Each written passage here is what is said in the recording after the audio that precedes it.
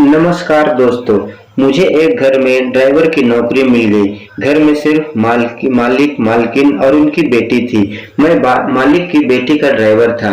मालिक की बेटी एक बड़े कॉलेज में पढ़ती थी और मैं उसका गाड़ी चलाया करता था। एक दिन अचानक मालिक और मालकिन एक महीने के लिए दुबई चले गए। अब बस मैं उनकी बेटी और मैं घर में अकेले थे।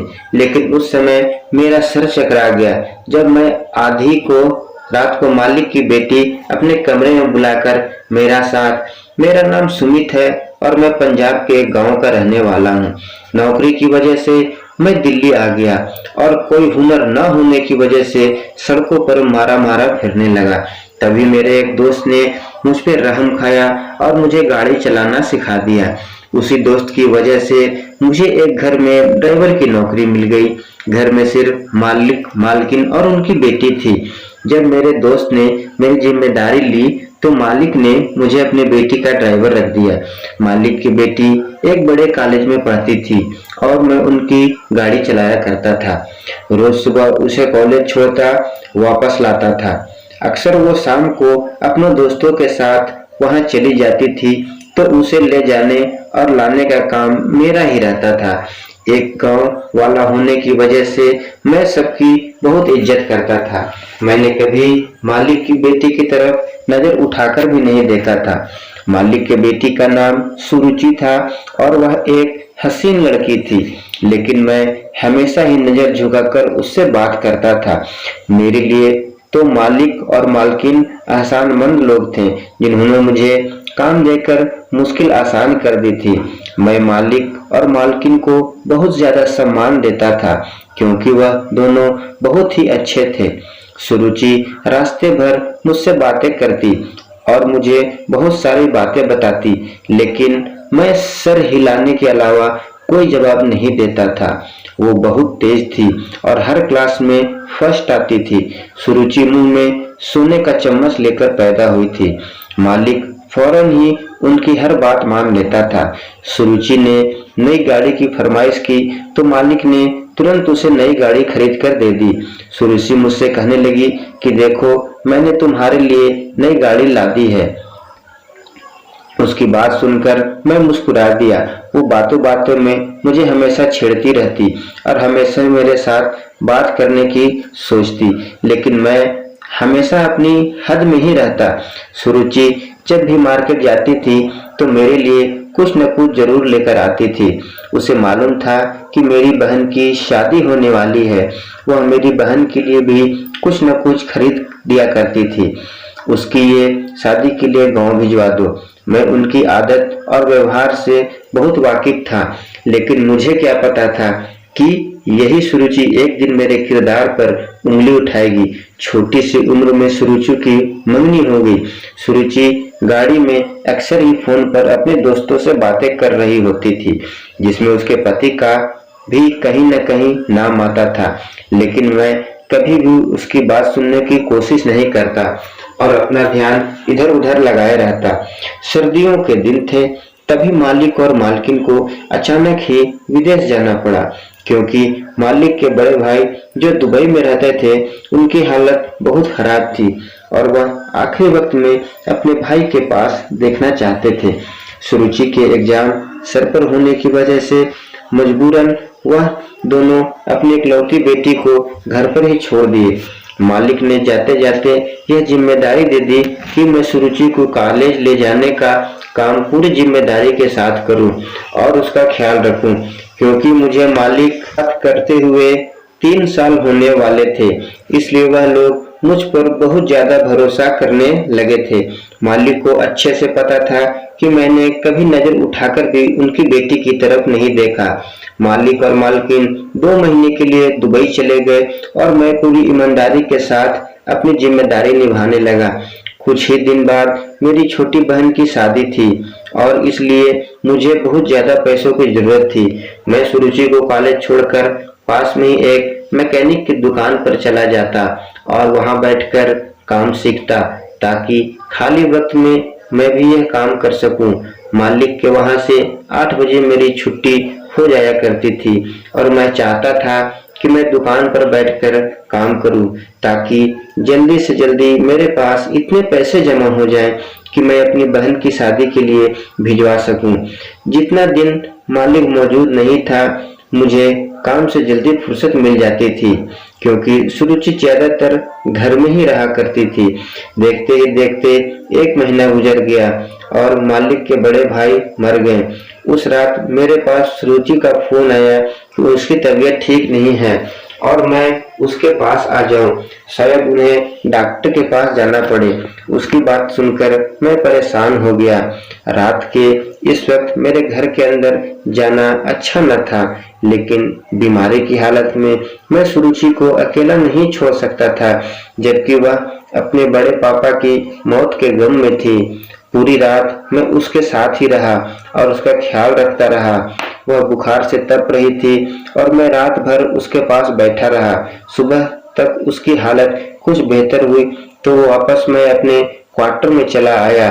उस वक्त तेजी से गुजर रहा था। उस दिन के बाद से सुरुचि की तबीयत ठीक नहीं रहती थी। बहुत बहुत ज्यादा ही खोई सी रहने लगी। मुझे लगा वह शायद अपने माँ बाप से दूर रहकर परेशान है, लेकिन मुझे क्या खबर थी कि हकीकत क्या है। मालिक ने 1 महीना अपने भाई के बच्चों के पास गुजारा और पूरे 2 महीने बाद वो दोनों घर वापस आए। मैं उन्हें देखकर बहुत खुश हुआ। उस वक्त मेरे कदमों तले से जमीन निकल गई जब मालिक ने पास पड़ा डंडा उठाकर मुझे बुरी तरह पीटना शुरू कर दिया और मुझे गंदी गंदी गालियां देते जा रहे थे और मारते जा रहे थे। मुझे समझ नहीं आ रहा था कि मुझसे ऐसी कौन सी गलती हो गई है जो मालिक इतना गुस्सा है। वो मेरी बात सुनने को तैयार नहीं थे। जब मुझे पूरी बात पता चली तो ऐसा लगा जैसा किसी ने मेरे पैरों से जमीन खींच दी है। सुरुचि ने मुझ पर ये इल्जाम लगाया कि मैं उसके साथ जबरदस्ती की और वह अब पेट से है, और ये बात डर के मारे उन्होंने अपने माँ बाप को फोन पर नहीं बताई कि मैं उन्हें कोई नुकसान न पहुंचा दूं। मैं हैरानी से सुरुचि को देखा जो झूठ पर झूठ बोले जा रही थी। तो मैं सुरुचि को बहुत सीधा साधा और मासूम समझता था, लेकिन उसने तो मेरे ही किरदार पे उंगली उठा दिया। मालिक मेरी कोई बात सुनने को राजी नहीं थे और सुरुचि अपने झूठ के पीछे से हटने को तैयार नहीं थी।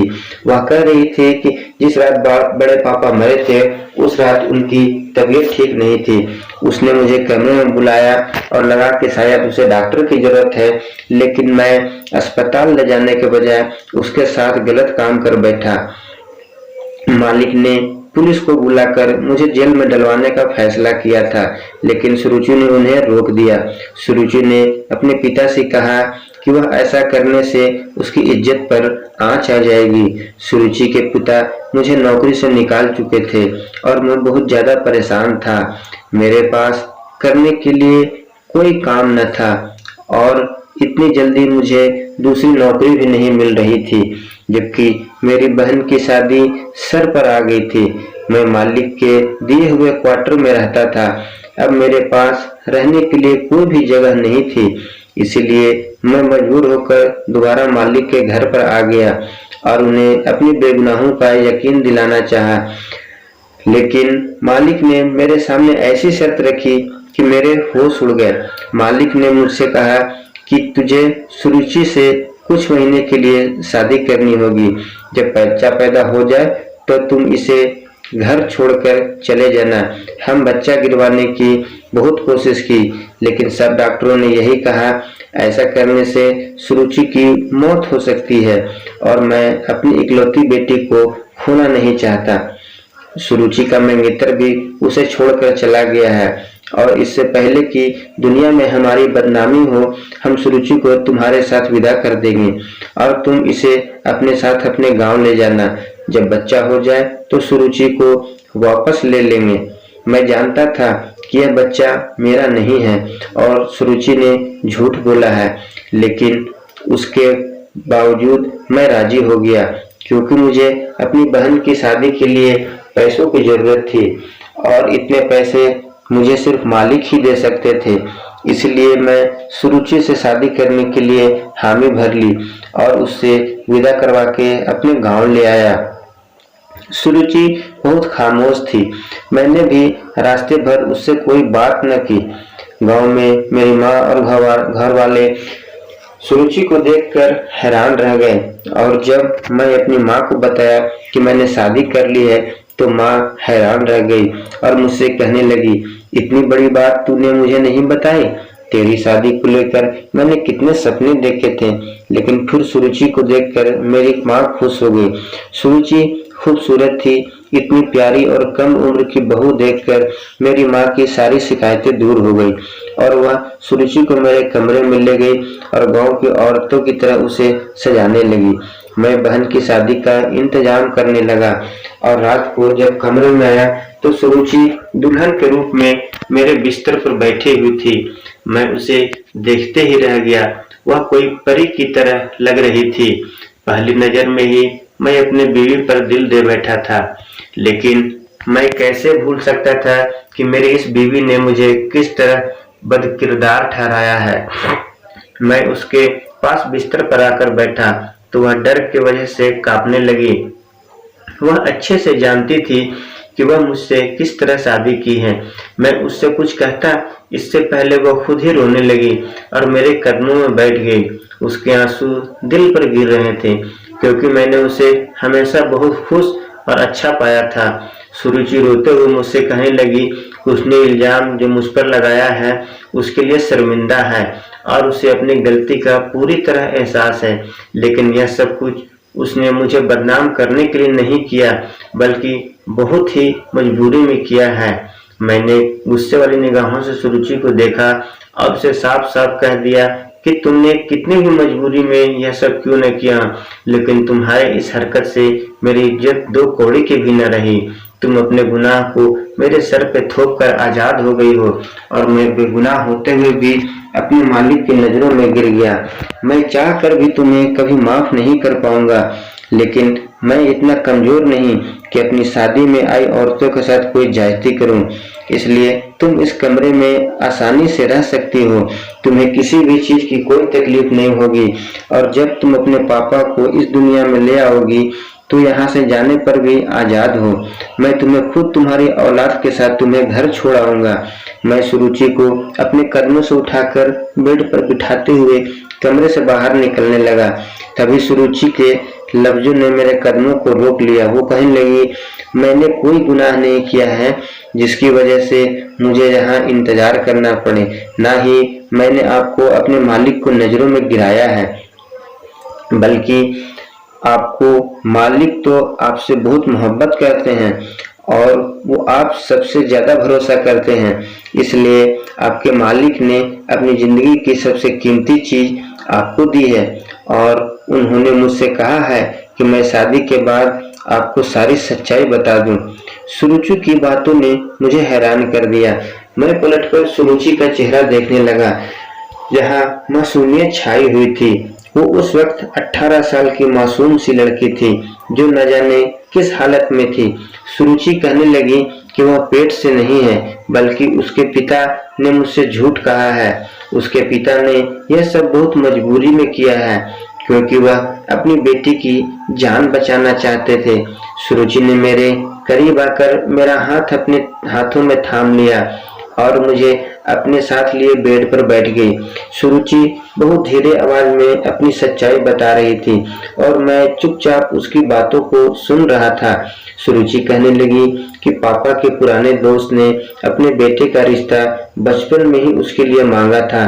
उसके दोस्त और दोस्त की पत्नी बहुत ही अच्छे थे, इसलिए सुरुचि के पिता ने उसकी मंगनी अपने दोस्त के बेटे से करवा दी। लेकिन वक्त के साथ साथ सुरुचि के पिता को अपनी गलती का एहसास हुआ क्योंकि सुरुचि का मंगेतर दीपक अपने माँ बाप का इकलौता बेटा होने के बावजूद बहुत ज्यादा बिगड़ चुका था। उसके पास न ही पैसे की कमी थी, न ही कोई रोक टोक करने वाला था। दीपक के माँ बाप कभी भी अपने बेटों को गलत बात पर नहीं रोकते थे। जैसे जैसे दीपक बड़ा होते जा रहे थे वो बिगड़ता जा रहा था। सुरुचि बताने लगी कि जब उसके माँ बाप दुबई गए हुए थे, दीपक ने कई बार उसके साथ बदतमीजी करने की कोशिश की एक बार तो वह शराब के नशे में घर आया और सुरुचि के साथ ज्यादती करनी चाहिए, लेकिन उसने खुद को कमरे में बंद करके बचा लिया। और जिस रात उसके बड़े पापा मरे थे, उसके एक दिन पहले भी दीपक ने अपने दोस्तों के साथ मिलकर सुरुचि के साथ गलत करने की कोशिश की। उसी डर की वजह से उसे बुखार लगा था। उसे समझ नहीं आ रहा था कि वह अपने बचाव के लिए क्या करे, क्योंकि उसे डर था कहीं दीपक उसके अकेलेपन का फायदा उठाकर दोबारा घर में घुस सकता है। उसने सारी रात मुझे अपने कमरे में बैठाए रखा। सुरुचि दीपक से ज्यादा मेरे किरदार पे भरोसा करती थी। अपने माँ बाप के वापस आते ही उसने एक एक बात अपने माँ बाप को बताई। मालिक ने दीपक के पापा से बात की। वह अपने बेटे को समझाए, जब सुरुचि से शादी करनी है तो इस तरह की हरकतें की क्या जरूरत है। लेकिन दीपक के पिता ने यह कहकर बात खत्म कर दी कि दीपक नौजवान है और जज्बात में आकर जोश मारता है। बच्चे हैं, थोड़ी बहुत मस्ती तो करते हैं। क्या सुरुचि अपने मंगेतर के साथ कुछ वक्त भी नहीं गुजार सकती? सुरुचि कहने लगी। तभी पापा को एहसास हुआ कि उन्होंने कितना बड़ा गलत फैसला लिया, क्योंकि दीपक की इतना ज्यादा बिगड़ने के पीछे कोई और नहीं बल्कि उसके पापा हैं। वह तो शादी के बाद भी ऐसी घटिया हरकतें कर सकता है। मेरे बाप ने जैसे ही दीपक के साथ मेरा रिश्ता खत्म करने की बात की तो दीपक धमकियों पर उतर आया और उसने साफ साफ कहा कि वह मुझे नहीं छोड़ेगा। पापा मुझे लेकर बहुत ज्यादा परेशान थे। तभी उन्होंने बाहर तुम गाड़ी साफ करते दिखाई दिए। मैंने पापा को यह बताया था कि जिस दिन बड़े पापा की मौत हुई थी तुमने सारी रात बैठकर मेरी हिफाजत की थी। पापा को पता चल गया था कि तुम एक अच्छे किरदार वाले इंसान हो, इसीलिए पापा ने यह फैसला किया कि वह तुमसे मेरी शादी करवा देंगे और दीपक से पूरी तरह छुटकारा पा लेंगे। लेकिन दीपक को यह शादी इतनी आसानी से नहीं होने दे सकता था। इसलिए पापा ने अपने दोस्त को यह बात बताई कि तुमने मेरी इज्जत पे हमला किया और अब मैं पेट से हूँ। उसके दोस्त ने खुद ही यह रिश्ता तोड़ दिया, क्योंकि वो इज्जतदार लोग ऐसी लड़कियों को बहू नहीं बना सकते थे जो शादी से पहले ही पेट से हो चुकी थी। पापा तुम्हें पहले दिन ही सारी हकीकत बता देना चाहते थे, लेकिन पापा को डर था कि अगर तुमने शादी से मना कर दिया तो वह क्या करेंगी। इसलिए पापा ने जानबूझकर तुम्हें देखते ही मारना शुरू किया और तुम पर गलत इल्जाम लगाया और तुम्हें नौकरी से निकाल दिया, क्योंकि वह जानते थे कि तुम्हें पैसों की बहुत जरूरत है।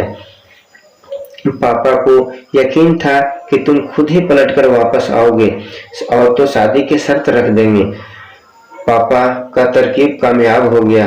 जब तुम शहर में कोई ठिकाना न मिला तो तुम खुद पापा के घर चले आए और पापा ने शादी की बात रखकर अपना तकलीफ दूर कर दिया। पापा ने मुझे विदा करके इसलिए तुम्हारे साथ गांव भेज दिया ताकि उनका बेटा हमें कोई नुकसान नहीं पहुंचा सके। पापा जानते थे कि तुम बहुत अच्छे इंसान हो और सारी सच्चाई जानने के बाद तुम मुझे जरूर अपनाओगे। पापा पहले ही दिन कहते थे कि तुम बिल्कुल भी लालची आदमी नहीं हो, एक अच्छे किरदार के नेक इंसान हो।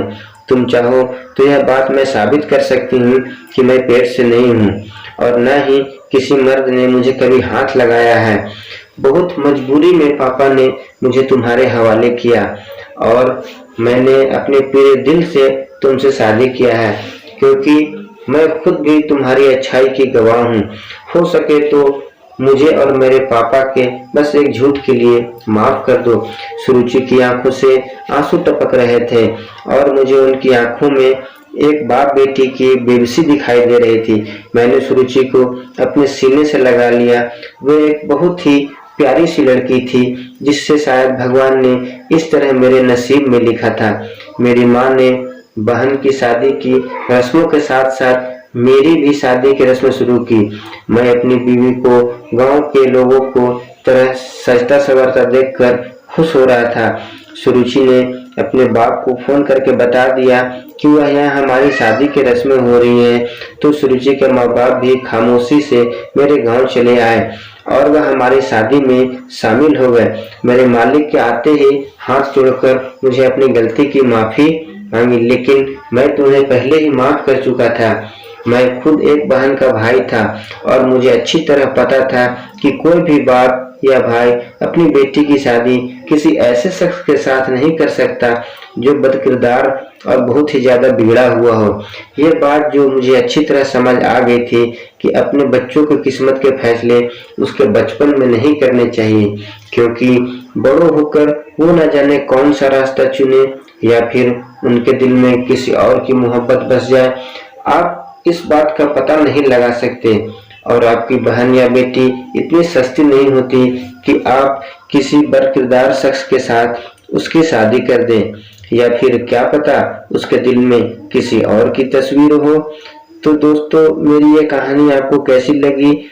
अगर मेरे चैनल पर नए हैं तो प्लीज सब्सक्राइब कर लीजिएगा।